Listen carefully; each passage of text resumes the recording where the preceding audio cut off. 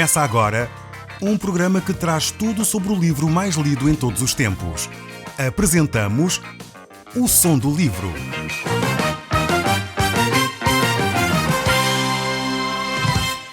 Seja muito bem-vindo. Neste podcast vai encontrar o livro mais conhecido e lido em todo o mundo. Vamos levá-lo numa viagem pela história da humanidade. Este é um audiolivro para si, para a sua família e sociedade em geral. Contextualização e comentários de Paulo Chaveiro. Nós, no último programa, começámos a ver a vida de um casal realmente triste da Bíblia. O casal é Acabe e Jezabel.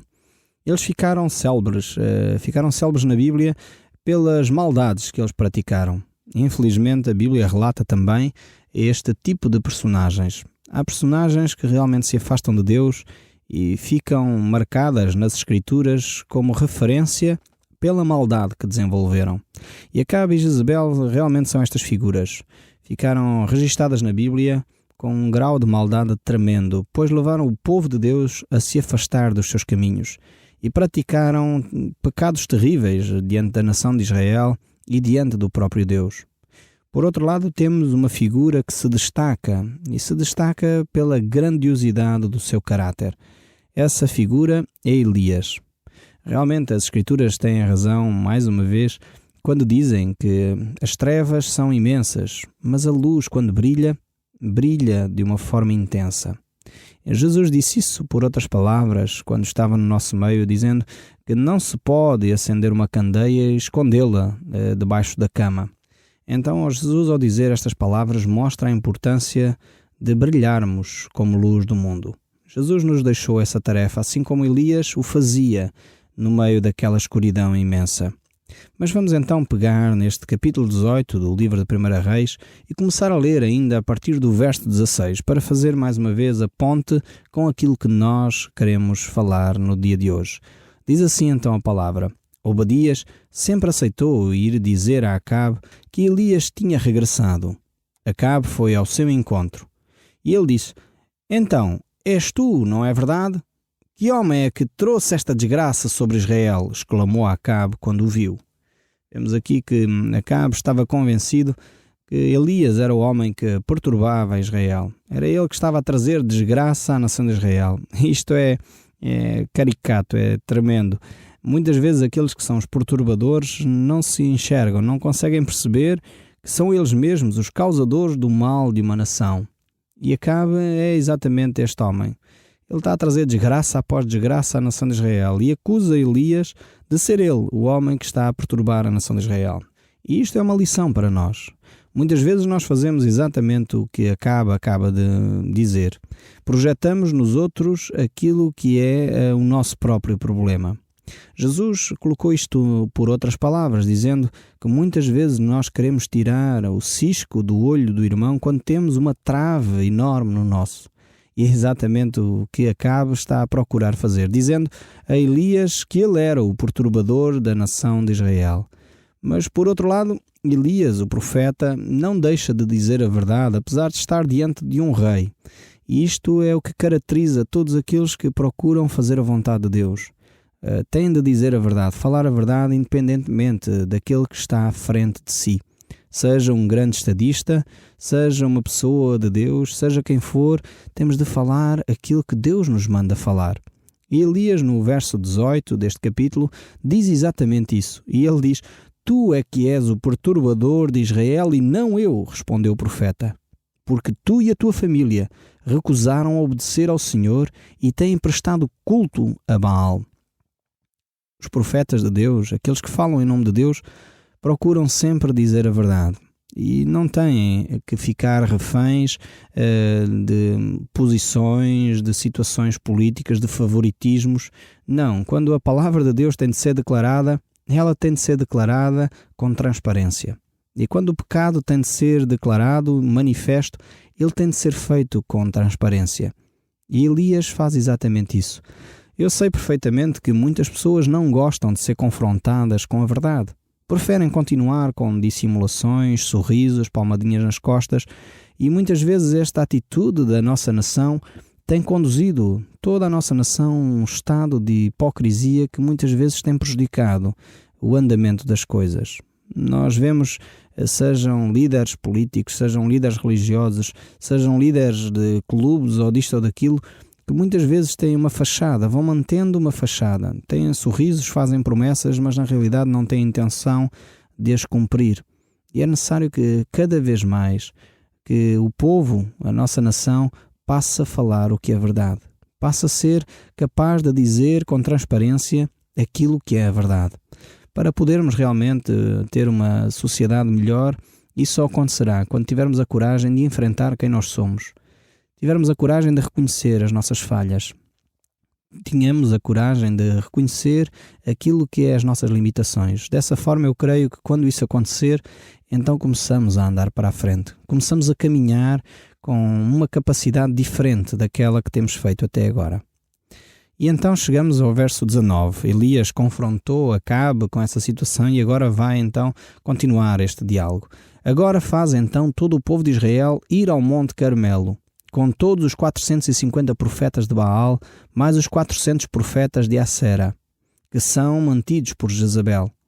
Acabe então convocou todo o povo e os profetas no Monte Carmelo. Elias falou então assim ao povo: até quando cochearão entre dois caminhos? Se o Senhor é Deus, sigam-no. Se Baal é que é Deus, então sigam antes a esse. Aqui temos um problema muito sério. Um problema sério que o próprio Jesus Cristo também nos fez refletir sobre ele. Nós não podemos servir a dois senhores. Não podemos andar bem com Deus e com o diabo. Deixem-me colocar assim, desta forma, que é para nós percebermos bem a aberração que é. Jesus disse exatamente isto. Não podemos servir a dois senhores, a Deus e ao Deus dinheiro, a Deus e a Belial. Não podemos servir dessa forma. E infelizmente, na nossa nação temos muitos que se declaram cristãos, mas ao mesmo tempo procuram na feitiçaria, na bruxaria, ainda manter alguns favores daqui e dali, como se quiséssemos servir a dois senhores. E eu creio que esta pergunta de Elias serve muito bem para nós. Até quando cochearemos? Até quando procuraremos servir a dois senhores? Se somos cristãos, sigamos a Cristo de uma forma séria, de uma forma comprometida. Se não somos cristãos, somos outra coisa qualquer, então assumamos aquilo que somos. E deixemos de nos declarar cristãos. Se calhar poderíamos colocar outro nome à frente daqueles que se declaram cristãos. É importante que nós possamos definir a quem nós servimos. Se a Deus, ou se a um homem, ou se a uma mulher, ou uma pessoa importante, ou qualquer outra coisa. Deus não divide a sua glória com ninguém. Ele não quer que nós andemos a venerar A, B ou C e ao mesmo tempo a dizer que o adoramos a Ele. Até quando cochearemos entre dois caminhos? Esta frase deveria ficar para nós como nação para refletirmos sobre o nosso cristianismo, sobre aquilo que nós somos e aonde nós queremos chegar. Se declaramos que somos cristãos, se declaramos que queremos fazer a vontade de Deus, então o desafio de Deus é: parem de servir a outros deuses, parem de servir a outras imagens, parem de dobrar os vossos joelhos diante de outras coisas, parem de ouvir outras vozes, ouçam aquilo que é a palavra de Deus e sigam aquilo que pode realmente transformar a vossa vida, que é a própria pessoa de Jesus Cristo. Assim, desta forma, falou Elias ao povo e falou de uma forma muito transparente e clara. Até quando cochearão entre dois caminhos? E vemos aqui o profeta a continuar a falar no verso 22 e diz: sou o único profeta do Senhor que ficou vivo, mas Baal tem 450 profetas. Tragam então 2 bezerros. Que os profetas de Baal escolham um deles e que o cortem em pedaços, que hão de colocar sobre o seu altar, mas sem acender fogo. Quanto a mim, prepararei o outro bezerro e o porei sobre a lenha do altar do Senhor, sem lhe pôr fogo. Depois orem vocês ao vosso Deus e eu orarei ao meu Senhor. O Deus que responder mandando fogo para acender a lenha, esse é o Deus verdadeiro. Então o povo concordou com este teste. Nós vemos aqui um desafio que Elias deixou para o povo. E Elias realmente era um homem bastante ousado nos seus desafios. Era algo que era inédito também. Sabemos que este tipo de ações da parte de Deus não eram comuns. Mas Elias também não tinha um relacionamento comum com Deus. Ele tinha um relacionamento bem íntimo e próximo. E certamente antes de colocar este desafio ao rei e aos profetas, Elias tinha parado para orar e saber o que devia fazer. Eu creio que ao lermos este texto, Deus não nos está a permitir sair por aí afora e começar a tentar fazer exatamente a mesma coisa que Elias fez.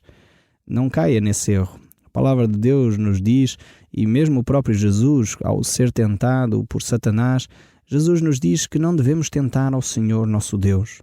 E era o próprio Jesus que estava a ser tentado naquela altura. Então devemos ter atenção, não é um episódio aqui deste como Elias que nos deve fazer repetir o mesmo episódio. Por outro lado, a palavra de Deus nos exorta a provar e ver que o Senhor é bom. Ou seja, nós devemos perguntar a Deus, Deus, como é que tu queres manifestar o teu amor para comigo? Mostra, ó Deus, o amor que tu tens na minha família.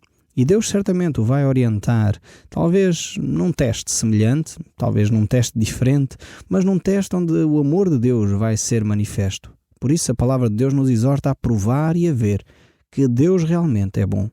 E no nosso dia-a-dia, certamente Deus está interessado em mostrar o seu amor para consigo, para com os seus familiares.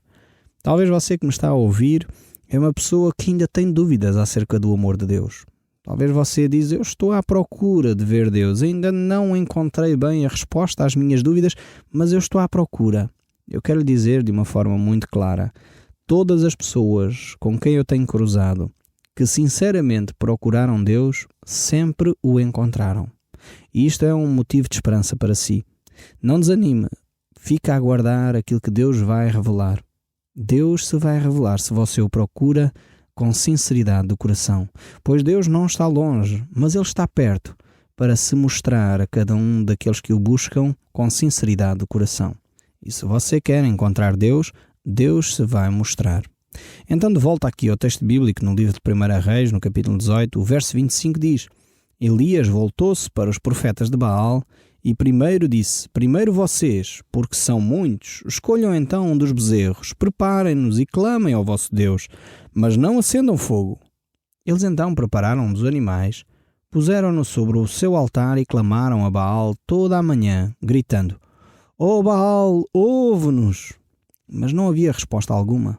Começaram mesmo com danças em volta do altar. E por volta do meio-dia, Elias já se ria deles. Tentem então gritar mais alto, para chamar a atenção do vosso Deus. Talvez ele esteja a conversar com alguém, ou tenha ido tratar de algum assunto. Ou então pode estar a viajar. Pode ser que até esteja a dormir um pouco e precise ser despertado. Então eles gritavam ainda mais alto, segundo o seu costume.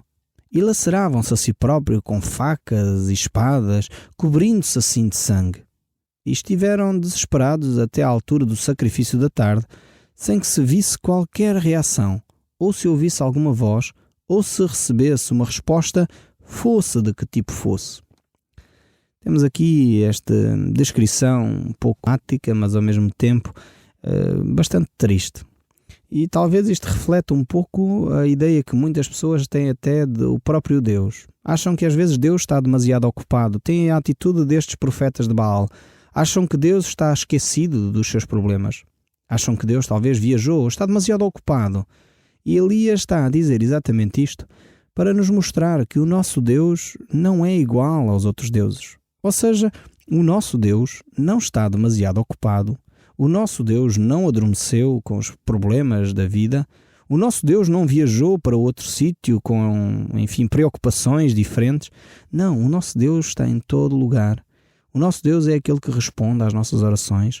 O nosso Deus é aquele que está presente na hora da angústia. O nosso Deus é aquele que não nos abandona em momento algum. E é exatamente este contraste que Elias quer fazer. Eu espero que você tenha ouvido quem é o nosso Deus. Talvez você tenha ainda uma mentalidade que precisa de ser alterada. Uma mentalidade que precisa ser ajudada a perceber que Deus não nos abandona. Deus é aquele que está próximo. Eu gosto muito daquele texto de Isaías que diz que Deus habita no meio daqueles que têm o coração contrito e abatido. Talvez você está assim nessa circunstância, se sente abatido, se sente sozinho, se sente desamparado. Eu quero dizer que Deus está aí bem perto de si. Talvez você, por causa da solidão que sente, ainda não se apercebeu que Deus está ao seu lado. Mas Deus está aí mesmo, tocando-lhe neste momento no ombro, pegando-lhe neste momento no colo e dizendo: eu te amo, meu filho. Então temos este contexto onde Elias realmente zomba destes profetas de Baal. Eles eram a maioria, mas temos de lembrar aquela famosa frase de Martinho Lutero que diz: um com Deus é a maioria. Então Elias não precisava de uma grande multidão para que Deus lhe respondesse. Elias simplesmente precisava de ter a sua fé alicerçada em Deus para que Deus, esse Deus que está perto, pudesse responder à sua oração. Então chegou o tempo de Elias falar e clamar. Então estamos no verso 30 deste nosso texto. E ele disse: cheguem-se todos aqui.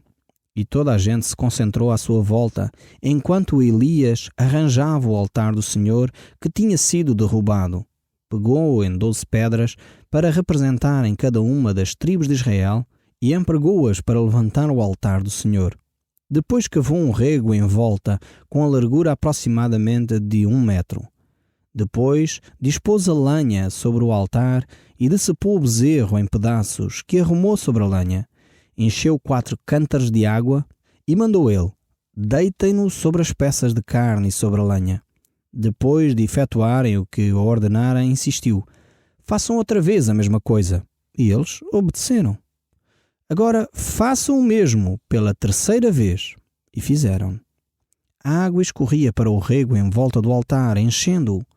Chegando à altura da oferta do sacrifício da tarde, Elias subiu ao altar e orou assim: ó Senhor Deus de Abraão, de Isaque e Deus de Israel, prova hoje que és o Senhor Deus de Israel e que eu sou o teu servo. Dá a prova em como tudo isso que eu tenho feito é por ordens tuas. Ó Senhor, responde-me. Responde-me para que este povo saiba que tu és Deus e que queres que o seu coração se arrependa. Vejamos bem esta oração de Elias, uma oração breve, porque ele sabia que Deus ouve a oração do justo. E então, diz o texto bíblico no verso 38, veio fogo do céu e queimou a carne do sacrifício, a madeira do altar, as pedras e a terra, a ponto de até fazer evaporar a água do rego. Quando o povo viu aquilo, caiu com o seu rosto em terra, clamando: Jeová é Deus! Jeová é Deus! Elias mandou-lhe que agarrassem nos profetas de Baal. Não deixem escapar nem só um.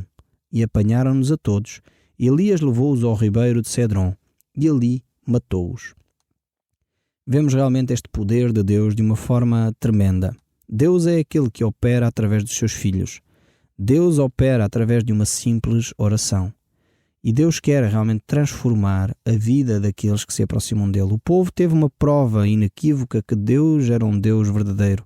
Um Deus que estava bem presente no momento certo, na hora certa. E foi necessário restaurar este altar que ali estava.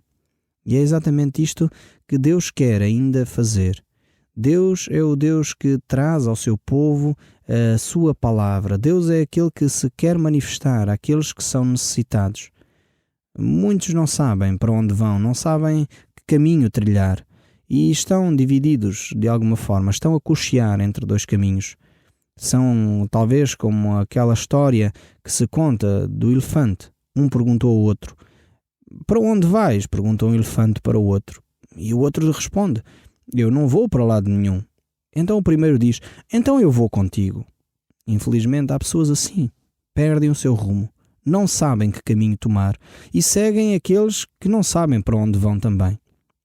Estamos então no verso 41 e o meu desejo é que estes últimos textos nos conduzam a um encontro pessoal com Deus. E diz: depois disse a Acabe: podes ir tomar uma boa refeição, porque eu estou a ouvir o ruído de uma grande chuvada que se aproxima.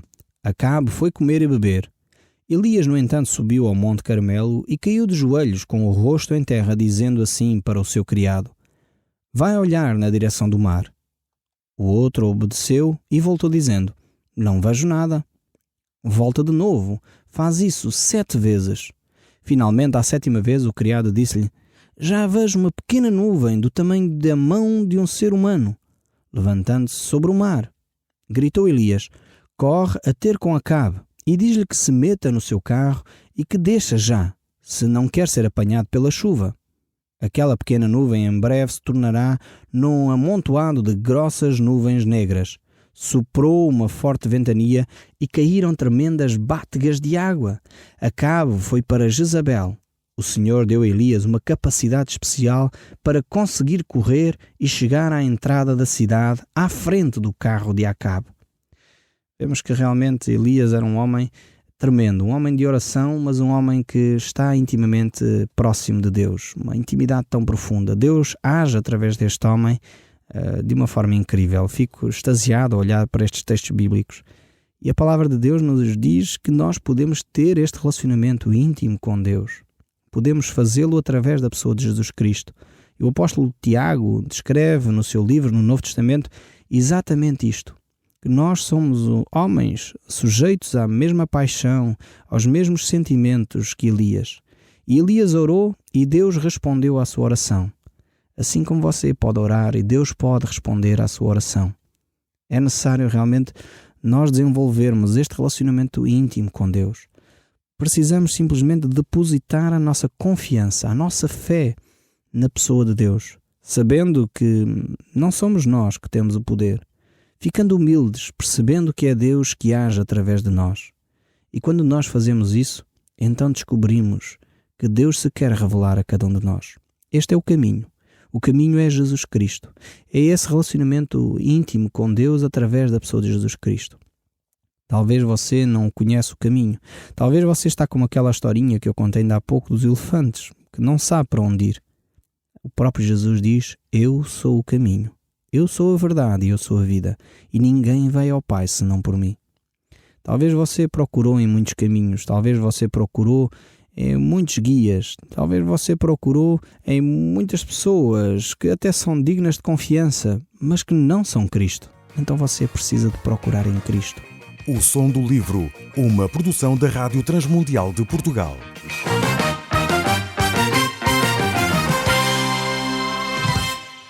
RTM. Conhece todos os nossos programas em rtmportugal.org. Uma produção da Rádio Transmundial de Portugal.